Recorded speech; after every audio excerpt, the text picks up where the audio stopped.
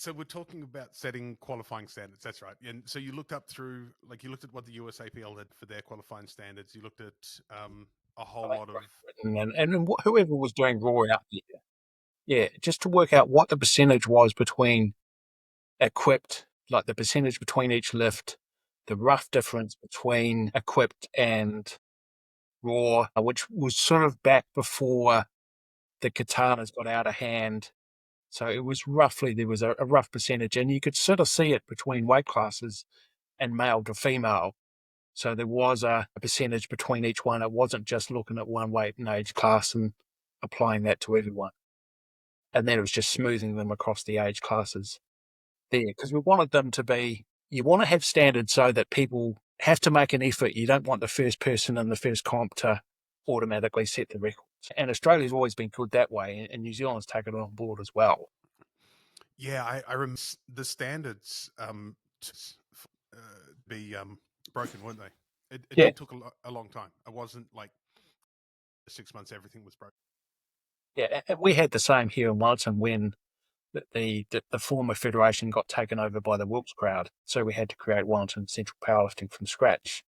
So I created some standards there, which are the same thing as most of them have been beaten now, but there's still a few. Like I updated the records yesterday, and we still haven't had a 47 kilo woman compete, but just about everything else is there apart from some of the masters. And then I updated the record a year and a half ago saying, well, that can't be right because it's Brett Gibbs' record. And we've got this guy, Patrick, who's a great deadlifter, who deadlifted 330 or something. It was the first of Brett's records to go. And I think eventually the other ones will start to go. I think some of his sub-junior ones, or some of his 83 kilo junior might have been hit. But eventually that will go as well.